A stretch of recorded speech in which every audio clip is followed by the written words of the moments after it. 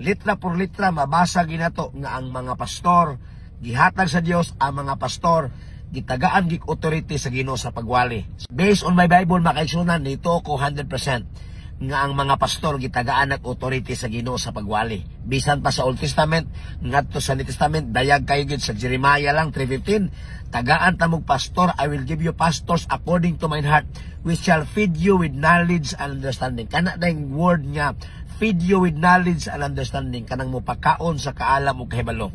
Kanang word pagpakaon niya, I believe that preaching, spiritual lang nga feeding, di na physical, di na material nga feeding, kundi spiritual lang nga pagpakaon sa pagwali sa pulong sa Dios. Unya, kung maato po tas New Testament, sa Ephesians chapter 4 verse 11, and He gives some apostles, some prophets, and teachers, and evangelists, and pastors. So naaga po ang word nga pastor. Gikan sa Old Testament, doon ay word pastor. Hangtod sa New Testament, naaga po yung word pastor. So daya kay ang Biblia makaigsuunan niya ang realidad gid sa pastor. Sa Old Testament, Jeremiah 3:15, ang pastor gikan gyud sa kasing-kasing sa Dios. Then sa New Testament, sa Ephesians chapter 4 verse 11, ang pastor gasa sa Dios sa local church. That is why salamat ta litra por litra mabasa ginato nga ang mga pastor gihatag sa Dios, ang mga pastor gitagaan gig authority sa Ginoo sa pagwali. Naay panultihon nga claiming and proving are two different things. Ang pag-angkon ug ang pagpamatuod duha kanla ka managlahing butang. Pwede kang moangkon apan pamatud iuna ang imuhang gitawag og giangkon. Dili pwede nga mag-claim ka lang, magsige lang ka og angkon pero wala kay ihatag nga ebidensya nga apil ka ni anang maong butang nga imong gitawag og giangkon. Sama niining ato ang video nga ato ang tagaan og reaksyon. Di ba ta mosupak nga naay litra por letrang babasa ang term nga pastor sa gitawag og balaang kasulatan. Pero ang ngayon natong hinumduman na kana bang term nga pastor nga naa sa nakasulat sa balaang kasulatan, apil ba ng mga pastoy karon sa atong palibot? Naming buto lang after 16th century. Wala ko supak sa Jeremias kapitulo 3, bersikulo 15 o Efeso kapitulo 4, bersikulo 11 nga naay pastor nga nakasulat pero mao ba kaha na ang tawag ining kahulugan ng naa sa inyong unahuna karon nga mga pastor kung imuhang itandi sa balaang kasulatan. Remember, ang Old Testament nagpadayag nga ang Dios maghatag og usa ka maayong mga magbalantay. Kaya ang pastor manggod usa ka Spanish word nga pasabot nga na magbalantay. So maghatag ang Ginoong Dios og maayong magbalantay o mga maayong mga magbalantay o mga pastor aron paghatag og pagtudlo sa kahibalo o pagsabot, subay sa iyahang gitawag o kabubuton. Ang question ana, ano sa ana nahitabo? Nahitabo ba na ang katumanan ba ni ana ang 16th century pastors? No sir, no ma'am.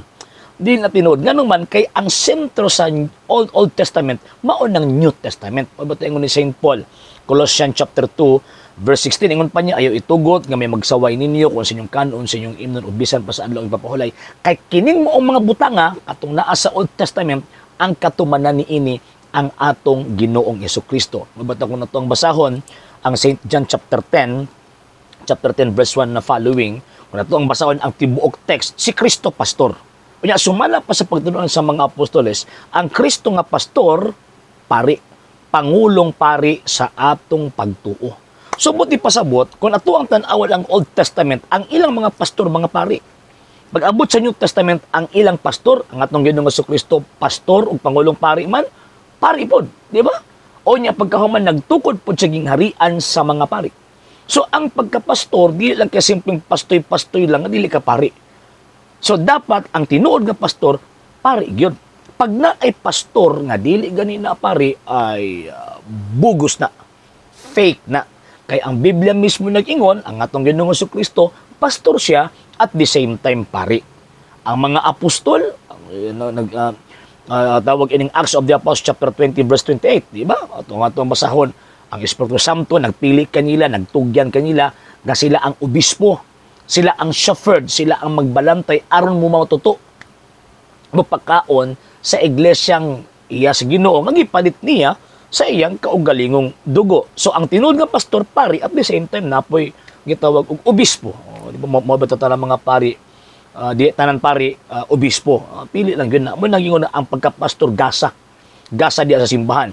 Kay dili pwede nga sa usa ka diocese walay gitawag pastor nga gikan sa tawag ining pastor pagkahuman sa mga karnero o sa mga naping karnero. Bot pasabot kadtong iyahang maginsakpan nga mga ministro at the same time kadtong mga karnero nga mga dili pari. So ingon ana mga sir og mga ma'am, mo na biblical context concerning pastor. So kanang Ephesians chapter 4 verse 11 refer na sa pari. Kanang pastor gisgutan din na makonect na sa Acts of the Apostles chapter 20 verse 28 obispo. Obispo, ang bishop manggod mo na siya nagupot sa fullness of priesthood. So ang tinuod nga pastor pari. So pag naay magtudlo nga pastor nya pagka man dili ganin na pari bugos na. So karon second point, ingon pa niya gitagaan na siya authority sa Ginoo aron sa pagtudlo. Tinuod ba? Asa man ang otoridad? Ano saan nagihatag sa inyo ang otoridad? Kadang pagbasa-basa niyo sa Biblia? Ano saan man nahitabo nga tungod sa inyong pagbasa sa Biblia, gitagaan mo authority sa Ginoo aron pagtudlo. Remember, ang instruction, ang authority nga magtudlo ka nagikan mismo sa Pangulong magtutudlo ang Ginoong Jesucristo nga nagsugo sa mga apostol, panlakaw mo ng katawan sa tibok kalibutan, paghimo mo mga tinunan, tudlo sila sa tanan nga akong gisugo ninyo. So buti pasabot, ang pagka magtutudlo, ang pagwali, dili pwede nga magwali-wali ka lang nga wa kay connection dito sa giingon ni Ginoong Jesucristo, tudlo sila sa tanan nga akong gisugo ninyo. Mabitaw ingon si San Pablo, Romans chapter 10 verse 14 to 15, unsa man pagdawat na mo sa pagtuo kung walay magwali, magwali. Unsa man po pagwali kung wala pa gipadala nga magwawali. So mo di pasabot ang pagka magwawali kinahanglan pinadala nga naay connection kang Kristo. Kay sumapang San Pablo, Galatians chapter 1 verse 7 to 8, bisan gani mi usa ka anghel magtudlog ebanghelyo nga lahi sa mangiwali ipatunglo. So buti pasabot di ka basta-basta makatudlo kung walay connection nila. Dili ka basta-basta makatudlo kung wakay connection sa apostolic times. And question, kamo ba toy naba mo yung connection dito sa apostolic times? Yung buto lang man na inyong pundok after the 16th century. Particularly karon sa 20th century. Giparesto na ninyo ang gitawag og mga pundok. Nya pagkauman gawali-wali mo nga bisag wa may connection kang Ginoong Jesucristo. Di ba? Wala na eh. So, mangingilad, bugos ang usa ka magwali nga magwali magtudlo ganina nga way connection kang Kristo. Ang point na ko mga sir, mga ma'am, dali lang kayo pagsulti nga magawali ko.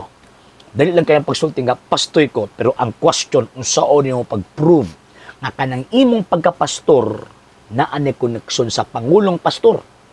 Ang Pangulong Pari sa pagtuong gihuptan sa mga Kristiyanos. Remember, pag outside ka ni Kristo, wa dyo kay katungod magtudlo. Wa dyo kay katungod magtudlo. Mao po di mga pastoy karon. Pag oras gani nga di gani matrace ang imuhang tawag in connection ngadto kang Ginoong Jesucristo, dili ka tinuod nga pastor. Pastoy ka. Pastoy. Pastoy. Mana mga sir, mga mana nga dita pailad eh. Dita pailad kay ang Kristo di magud bakakon ang Kristo. Mana kung ginabalik-balik ang Ginoong Jesucristo dili na bakakon. So pag naay mo gawas ana nga mga pulong o mga buhat nga wala na connect kang Ginoong Jesucristo, fake na. Fake na. O niya, kabalo to ang situyo aning mga tawhana. Diba? Gani, siya pagkain ng sulti. Diba? Kung atimanon ninyo ang pastor, atimanon po ninyo akong pamilya. Kasi may gisulti ni San Pedro, 2 Peter chapter 2, verse 1 to 4. Kini mga tawhana, manapi ninyo. So, muna magbantay ta, mga sir ug mga ma'am. Munang dili ta pailad, mga sir ug mga ma'am. Kaya si Kristo, nagtukod og usa lamang kay iglesia. Ug kanang iglesia mo na iyang gisugo sa pagtudlo. Pag wa kay koneksyon ang iglesia, bugos ng imong gitudlo bisan pagka-milyon ka mag-quote anang balaang kasulatan. Okay? Sa hindi pa po nakapag-follow sa mga pages po natin, i-follow nyo po yung mga pages po natin. RJ Horolanciano II, TV Apolia Punto Argumento page, Kuya Apologist TV page, and RJ's Vlog 2022. And pwede rin po kayo mag-send po dyan ng Facebook stars. And also, sa atin po mga channels, sa hindi po nakapag-subscribe, i-subscribe po ninyo yung mga channels natin. Dalay Catholic, Apologist International Official, RJ Sano II TV, Kuya Apologist TV, and Barrio Kawayan Religious Forum. And pwede rin po kayo mag-send po dyan ng super sticker, super chats, and super thanks. And maraming salamat po sa mga kapatid mga Katoliko na always pong tumutulong sa programa po natin. Maraming salamat po. Nang dahil po sa tulong at suporta po ninyo, ang programa pong ito, until now, andito pa rin po sa social media.